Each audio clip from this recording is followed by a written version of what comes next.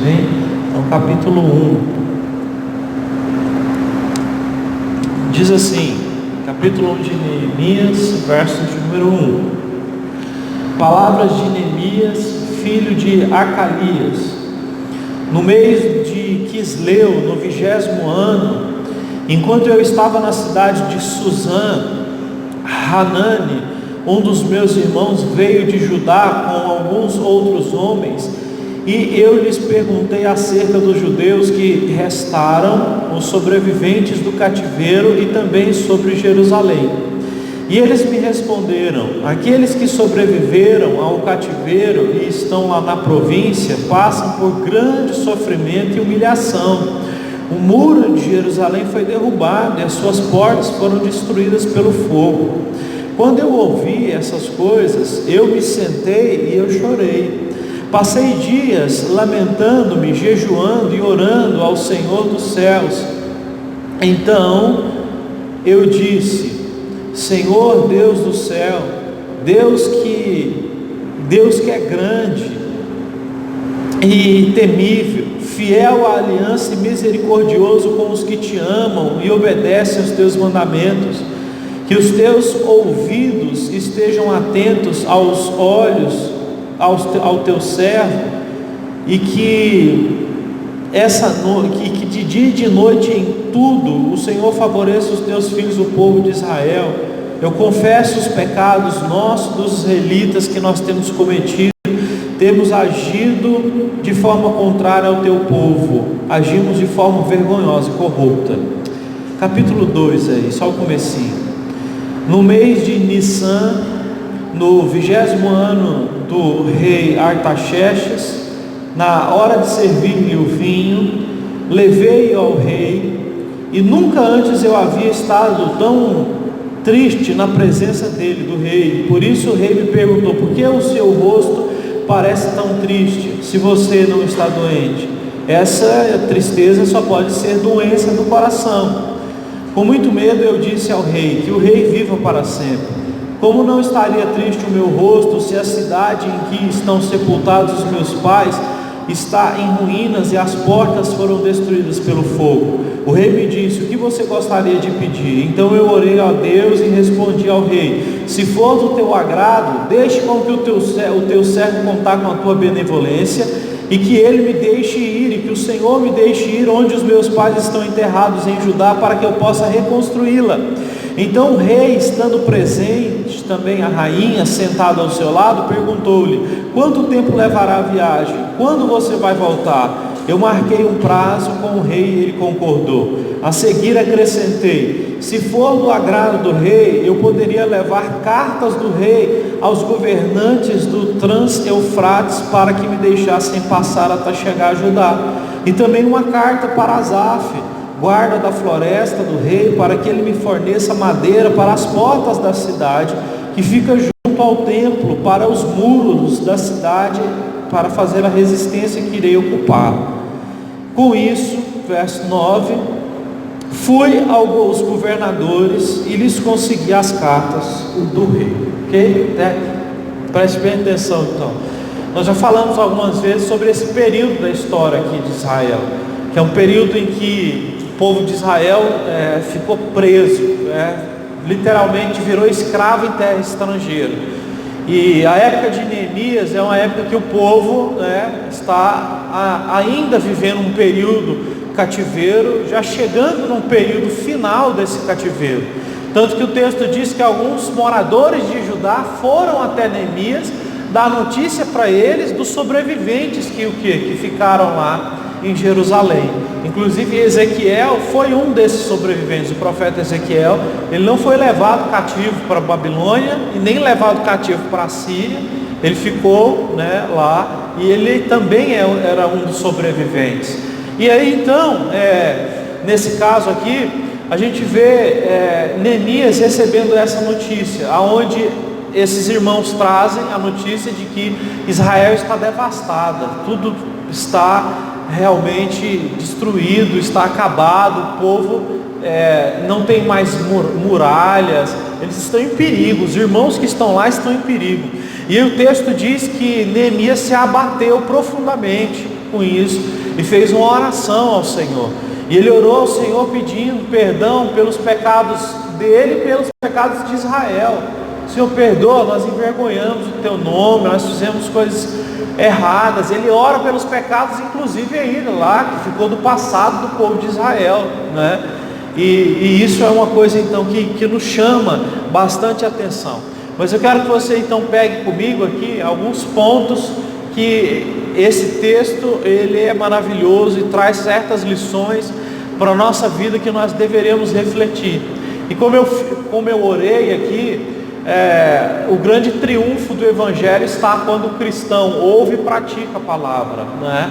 Aquele que ouve e pratica a palavra, esse vai ser então abençoado. Primeira coisa, olha, Neemias, ele tinha uma posição confortável. Ele era copeiro de um rei muito importante, o rei Artaxerxes, um homem estabelecido. E a posição de copeiro era uma posição nobre, apesar do copeiro correr risco, né? O copeiro, né, ali, essa pessoa que estava bem próxima do rei, geralmente ela adquiria um vínculo, né? Porque era a pessoa que quando o rei ia ser servido, né, as pessoas levavam comida para o rei, essa pessoa tinha que experimentar a comida antes e esperar um pouquinho. Se ela não morreu, se ninguém tiver conseguido envenenar ali, né, a comida do rei, sem os cozinheiros terem vistos, aí o rei vai comer então, né? Então Neemias, ele tem uma posição confortável, mas quando ele ouve falar sobre o sofrimento do povo dele, ele fica desconcertado com aquela situação, ele fica muito triste com aquela situação, e ele vai orar, né, nesse momento. A primeira coisa é, olha, nós precisamos entender que a nossa posição, ela pode não ser a melhor do mundo, mas ela é uma posição confortável, e nós corremos o risco de parar de olhar com benevolência para os nossos irmãos que estão sofrendo, justamente porque nós estamos confortáveis. Quando eu li esse texto, olha isso, me chamou muita atenção, aqui no capítulo 2, quando o texto diz o seguinte, olha, Neemias estava triste, ele disse, eu nunca havia estado tão triste dessa forma, mas eu estava levando vinho para o rei. Vinho nas escrituras é sinal de alegria, as pessoas bebiam vinho e festejavam com vinho por causa da alegria. Então um homem triste está indo levar alegria, para alguém. Mesmo Neemias então, estando muito abatido com a situação do país dele, ele ainda está levando alegria, ou ajudando, ou cumprindo o seu papel para com o rei Artaxerxes. Isso aqui é incrível, porque pare para pensar, quando nós estamos tristes, a tendência é nós pararmos de levar alegria. Quando nós estamos tristes, a tendência é nós pararmos então de fazer o que é bom. Mas Cristo Jesus nos ensina justamente o contrário. Ele diz, pague o mal com o bem, diz que nós temos que perseverar. Esses dias mesmo, com muita dificuldade, eu fui fazer o casamento de uns irmãos, porque estava passando muito mal, muito fraco, e fui fazer o casamento de uns irmãos. Não tinha como eu desmarcar. Eu fui convidado para celebrar o casamento deles, estava mal, mas eu fui, sabe? Existem certas coisas nessa vida que nós vamos ter que nos esforçar bastante para continuar levando, vinho para as pessoas, porque Deus não prometeu para nós que nós estaremos sempre em posições privilegiadas. Então, isso aqui me chama muita atenção. E outra coisa que eu quero que você se atente, e é uma pergunta que eu te faço, você tem chorado pelo quê? Porque o Neemias que a gente conhece, ele é um cara judeu, ele é um homem muito importante na história de Israel, ele vai reconstruir os muros, mas ele era um cara que chorou. E essa oração dele aqui é muito conhecida nas escrituras, porque é a partir dessa oração que tudo vai começar na reconstrução de Israel. Então o que acontece? Você e eu, nós temos chorado pelo quê? Porque o Neemias que está triste e que vai até o rei oferecer vinho, ele está com o coração triste, inclusive tristeza de alma, tristeza de coração, porque Jerusalém está destruída. Jerusalém, que é a capital do grande rei, como diz o Antigo Testamento, a capital do grande rei, que é o próprio Deus, né? Que é o estrado dos pés de Deus. Então isso é uma coisa que nós devemos pensar muito bem, porque nós muitas vezes choramos por algumas coisas que não tem serventia e valia nenhuma. Nós choramos por coisas fúteis, nós choramos por coisas que são dispensáveis, quando nós temos sido embrutecidos pelo mundo a ponto de não mais ter condição de chorar pelo que de fato importa. Eu vou dar um exemplo: chorar pelo que de fato importa. Hoje em dia nós estamos tão acostumados com más notícias que poucos choram quando vem um crime, um acidente. A gente se indigna, a gente fica com raiva, mas poucos choram, um crime, uma lástima que acontece. Poucos choram o fato do Evangelho de Deus, da Palavra de Deus, estar sendo pregada de forma tão adulterada ao redor do mundo inteiro por tantas pessoas que pegam a Bíblia só para ganhar dinheiro nas costas das pessoas. Entende? Poucas pessoas estão o quê? Orando e chorando por coisas sérias, que no caso é: Senhor, não deixa os meus filhos crescerem e serem o quê? Mundanos, aceitarem o sexo antes do casamento como algo comum, aceitarem que o aborto é uma opção se tiver acontecido alguma coisa que não deveria ter acontecido. Então nós precisamos voltar a chorar por coisas que de fato são relevantes e pararmos de chorar por coisas inúteis, porque nós choramos muito por coisas que nós não temos.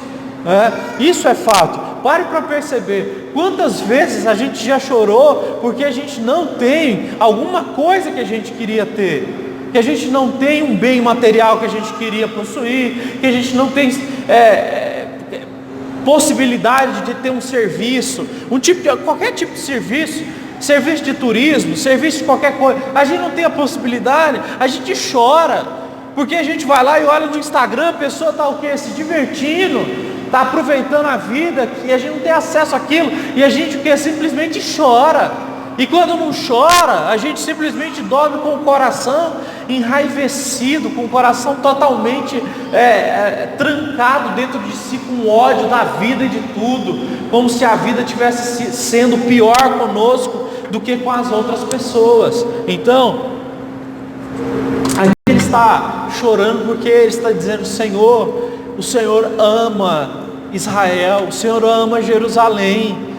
Deus, esse é o seu povo, o Senhor escolheu essa nação para ser modelo, para ser um exemplo do que é viver o verdadeiro Deus na face da terra.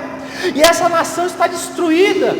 Como que as pessoas vão olhar para algum lugar e ter alguma referência? Não existem mais referências. Então Neemias está chorando e dizendo: Senhor, não existe mais referência, o povo de Israel está acabando, sobraram só alguns poucos e não tem muro. Se alguém entrar lá para atacar, mata eles e eles vão morrer. Então ele começa a chorar. E aí então, no dia que ele tem que cumprir o serviço dele, levar o vinho para o rei, o texto diz que ele está com o rosto triste. E o rei olha para ele. Então esse é o tema da mensagem: transparência. O rei olha para ele e diz assim: você está muito triste. E não é doença física, porque eu posso ver. Isso é uma doença no seu coração, não é? Isso é uma tristeza profunda no seu coração. O rei vê isso. Aqui eu entro em outro ponto, que é o fato de nós termos que voltar a ter a capacidade de enxergar tristeza nas pessoas. Nós não temos mais tido tanta capacidade de olhar para as pessoas e dizer e ver que elas estão tristes e que nós podemos fazer alguma coisa por elas. Olha, pensa, o cara é o rei, Artaxerxes é o rei. Por que ele ia olhar para Neemias, que é um cara que trabalha para ele, um serviçal, e notar que ele está triste? Se ele está triste, o problema é dele. Serve o vinho, serve o vinho e experimenta. Não morreu não? Beleza, põe o vinho aí, vaza, cumpriu a sua função. Precisa fazer mais do que isso. Mas não, o rei, um homem poderoso, um cara que tinha tudo, ele olha para o quê? Para um homem muito menor que ele, Neemias, que é o copeiro, e pergunta: por que o seu coração está tão triste assim? Isso aqui é uma coisa séria, porque olha, o que Deus queria fazer era levantar Israel de novo, e Deus usou esse homem aqui, Artaxerxes, para levantar Israel. Usou mesmo. Por quê? Porque o que ele fez por Neemias aqui é algo incrível, não é? É algo digno de um servo de Deus fazer na face da terra, o bem que ele fez. Então, o que eu quero dizer é que nós precisamos voltar a olhar para as pessoas e entender que nós somos seres humanos que podemos mudar completamente a história da vida de uma pessoa. Essa é uma frase que eu guardo comigo. Quando Deus quer te abençoar, Ele coloca uma pessoa na sua vida. Quando Deus quer te abençoar, Ele coloca alguém no seu caminho. Ele trabalha dessa forma. O Senhor nosso Deus, Ele faz dessas coisas. Então, o fato de Artaxerxes estar no caminho de Neemias aqui, olhar para ele e dizer: cara, você está com o coração muito triste, você está até doente de coração. Olha só, a expressão usada no original aqui, no hebraico, é doente do coração, que seria semelhante ao quê? Uma pessoa de fato devastada de tristeza, de melancolia, deprimida, uma pessoa realmente muito triste. E ele conseguiu olhar para ele. Aí a minha pergunta é essa: quantas vezes nós olhamos para as pessoas dessa forma, enxergando que elas estão tristes e nós fazendo alguma coisa por elas? Porque a gente ora e pede muita coisa a Deus, sabe? Nós queremos muita coisa de Deus, mas a gente faz muito pouco pelo próximo. Porque qualquer coisa que tem que fazer pelo próximo é motivo de reclamação. Mas as nossas orações a gente sempre pede: Deus, me abençoa, faz por mim. Mas quando é para fazer alguma coisa por alguém, nós não estamos dispostos. Isso é uma coisa séria. Então aqui ele disse: o seu coração está triste, eu posso ver. E aí, o que me chama a atenção também, nesta quarta coisa aqui, é o fato de que quando o rei perguntou para Neemias o que ele tinha, Neemias não simplesmente fez assim: não rei, nada não, me perdoe pela irreverência. Tipo assim, ele não mentiu que ele estava triste mesmo. Ele simplesmente chegou no rei e disse assim: ó rei, uns irmãos meus vieram lá de Jerusalém, a cidade está devastada, onde os meus pais estão enterrados lá, está um caos total, eu estou extremamente triste, o meu desejo não é estar aqui agora, mas não é por causa do Senhor, o Senhor é um bom rei, o meu desejo é ir lá e reconstruir os muros. Ele foi sincero com o rei. Isso aqui é importante, entenda isso aqui. Uma coisa que pode mudar as nossas vidas é nós sermos sinceros diante de momentos que podem parecer constrangedores, porque cá entre nós, um serviçal entrar na sala do rei e chorar os seus problemas pessoais é uma coisa que tem tudo para ser constrangedor, não é verdade? Mas Neemias, ele tinha orado ao Senhor, e o texto faz questão de dizer isso quando Neemias, antes de Neemias contar aqui no capítulo 2 ao rei, diz que ele tinha orado ao Senhor, e ele vai lá e diz: olha rei, eu estou triste por causa disso, porque o meu povo está destruído. Escute o que eu estou te dizendo aqui agora. Vai ter muitos momentos na minha vida e na sua, que você vai se sentir constrangido, e até mesmo vai parecer que é meio humilhação, mas que você vai ter que falar a verdade, porque quando você falar a verdade, Deus muda a história. Aqui a história é mudada porque Neemias falou a verdade. Imagina se chega nesse ponto, o rei viu que ele está triste, e ele diz: não, desculpa, me perdoe, está aqui e tal, sei lá o que, eu vou me retirar e tudo mais. Israel não teria sido reconstruída, Neemias não seria marcado na história, não haveria então a reconstrução dos muros. Então um homem que teve coragem de falar o que ele sente, transparência, escute isso, as escrituras, o evangelho, os servos de Deus, eles são marcados por falar o que eles passam, o que eles sentem, eles não se escondem. É como Davi, quando o profeta Natan disse: o homem que rouba, o único cabritinho que o outro tem lá e dá para o forasteiro, é você que é o pecador, Davi. você que adulterou, rapaz, você que fez o que não devia fazer. O que acontece? Davi cai de joelhos e diz: pequei contra o Senhor, pequei contra o Senhor. Ele vai fazer a oração no Salmo 51 e diz: Senhor, tem misericórdia, só não retira de mim o teu espírito, só não retira de mim a tua presença. Agora você já imaginou um rei, a gente está falando de um rei, pensa num homem poderoso aí. Você sabe como é que pessoas poderosas são tendenciosas a ser orgulhosas, né? Serem arrogantes. Agora pensa num rei como Davi, né? O profeta dizer: você é o adúltero, você é o homem que mandou matar o esposo de Betseba. Ele cai de joelhos, chorando, e diz: Senhor, só não tira de mim o seu espírito. Desolado, acabado. Davi expressando o que ele sente.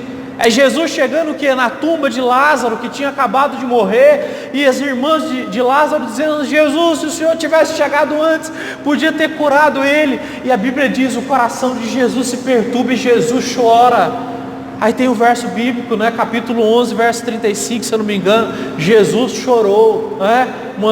Um dos versos mais conhecidos da Bíblia, Jesus expondo o choro. Quantas vezes a Bíblia não mostra Jesus sentindo fome, Jesus sentindo sede, Jesus dormindo, Jesus então mostrando que Ele é. Nós estamos perdendo muitas coisas porque nós temos sido o quê? Duros demais em não mostrar quem nós somos. Nós não temos que ter vergonha, medo, né? Ou nos sentirmos constrangidos de mostrarmos quem nós somos. Então essa palavra, quando eu li, não é? Eu não pego a Bíblia e vou lendo de forma aleatória. Eu estou lendo as Escrituras e eu li o texto. Isso falou muito ao meu coração. Por quê? Porque eu estou muito triste. Porque pelo fato da igreja, de nós que estamos aqui como irmãos, muitas vezes o que? Temos dificuldades. Às vezes a gente não tem a condição, não sabe se vai continuar, vai ter que mudar de sala, não é?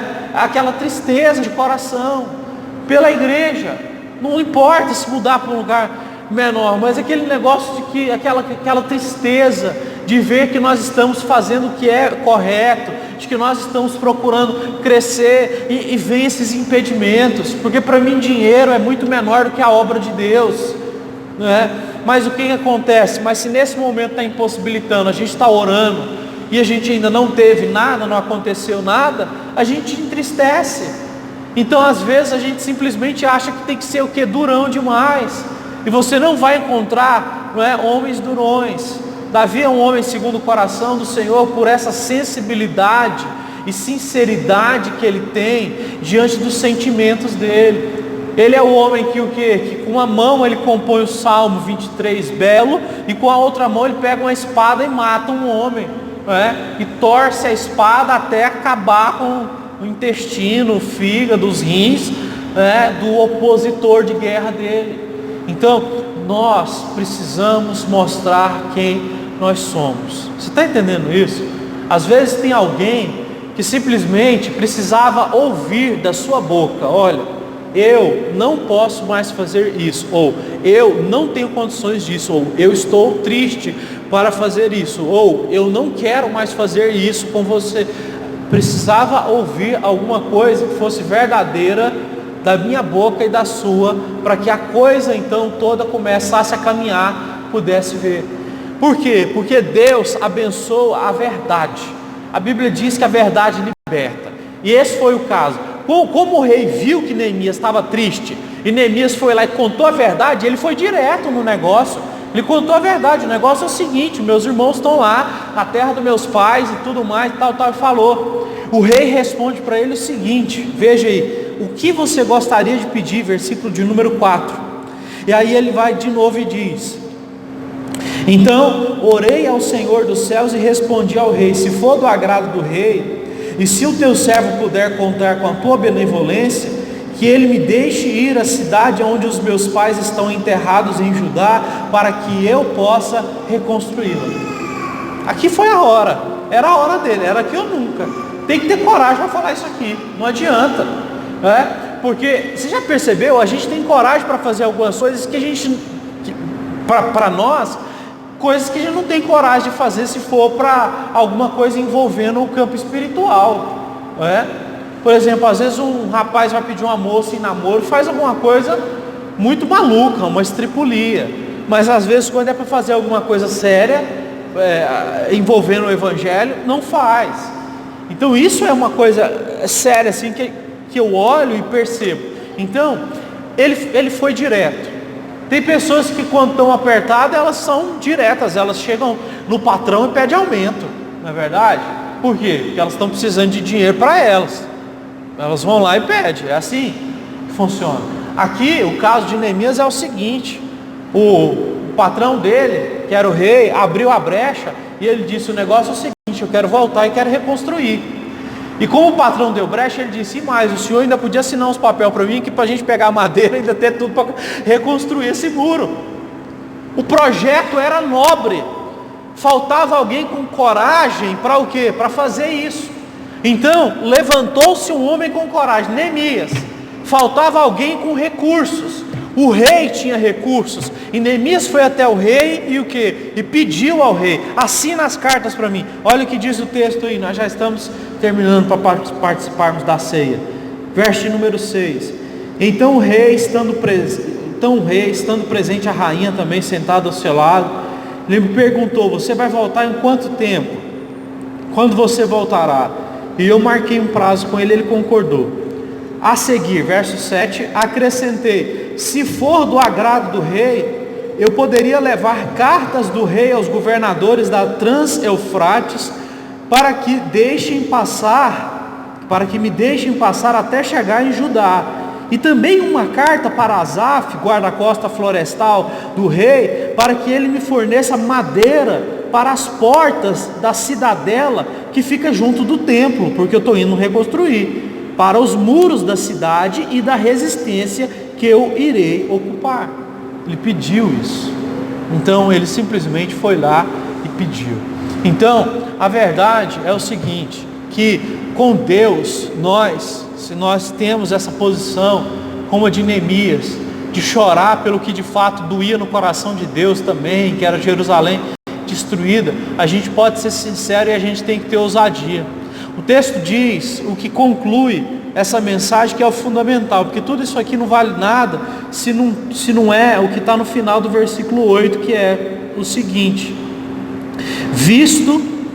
final do versículo 8, visto que a bondosa mão de Deus estava sobre mim, o rei atendeu os meus pedidos. Isso é maravilhoso. Então, Deus atendeu aos pedidos de Neemias. Neemias queria a mesma coisa que Deus queria, né? Havia essa sintonia. E o pedido que ele fez foi: rei, deixa eu ir e ainda me dá as madeiras para me reconstruir lá. E a Bíblia diz: a mão do Senhor estava sobre ele e o Senhor o respondeu. Isso aqui é muito forte, porque nós precisamos entender isso. Se nós estivermos em sintonia com Deus, a gente pode ter ousadia. A gente pode ter essa ousadia. Então a verdade é essa, que se você faz algo que é correto, por que não ter ousadia? Não é? Se você, por exemplo, faz um trabalho social honesto, por que não ter ousadia para chegar em lugares e pedir doações? Se a igreja é um local verdadeiro, por que a igreja não pode pedir o dinheiro da forma apropriada? Não ficar igual essas pessoas aí vendendo o evangelho, mas dizer: irmãos, nós estamos precisando de ajuda.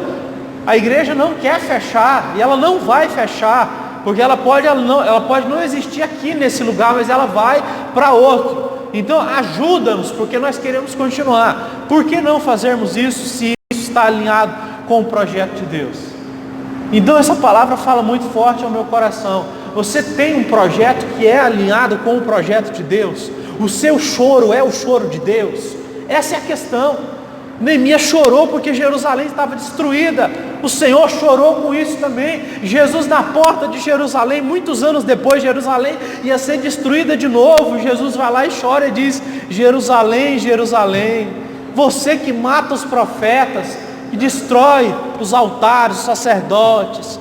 Ah, se você tivesse entendido o dia da sua visitação, se você tivesse entendido que eu quis cuidar de você como uma galinha cuida dos seus pintinhos, coloca debaixo das asas. Se você tivesse entendido o dia que eu te coloquei dentro daquela igreja e te dei aquela palavra para que você confiasse nela, o teu coração teria sustento, sabe?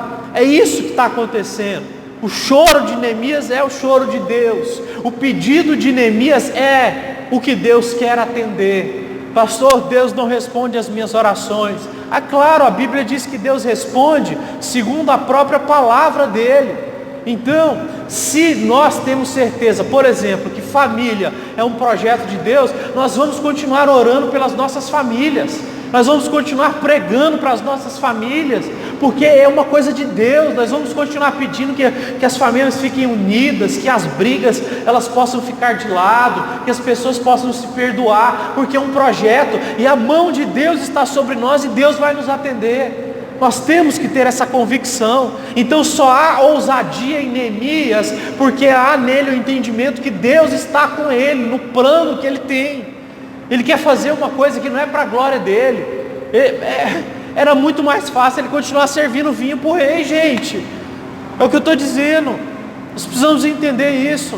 Então, se você quer se envolver com algum projeto que de fato é espiritual, o Senhor de fato lhe mostrou, seja como Neemias, tenha coragem de mostrar quem você é, porque é assim que funciona. Você vai olhar até um exemplo aí, quando a gente olha a biografia de alguns homens que mexem com qualquer coisa, qualquer área, agricultura, coisas empresariais, pessoas que o que? Coragem. Que a pessoa ela tem talento e ela simplesmente chega e tem coragem de pedir uma ajuda, uma oportunidade de trabalho, alguma coisa nesse sentido, sabe? É o que a gente está falando, é muito mais do que uma oportunidade de trabalho. Nós estamos falando de orar ao Deus Todo-Poderoso, para que Ele permita que nós possamos o que? Voltar a reconstruir o referencial dele. Jerusalém é referencial, a igreja de Jesus é referencial. A minha oração é: Jesus, não deixa a igreja simplesmente retroceder, porque eu sei que a gente pode ser referência para muita gente. Eu sei que muita gente pode olhar para nós e começar a entender que Deus é muito mais do que isso aí que às vezes parece, que as pessoas pintam de uma forma errada, entende? Então, nós vamos fazer essa oração e pedir ao Senhor que a mão dele que está sobre nós possa fazer com que os próprios projetos dele se realizem, porque o que é da vontade do Senhor se cumpre. A vontade de Deus é boa, perfeita e agradável. Quando o Espírito sopra, a gente não sabe de onde vem nem para onde vai, mas a gente sente e a gente vai lá e acredita. Então, vamos fazer essa oração. Se coloque de pé, por gentileza, para nós orarmos.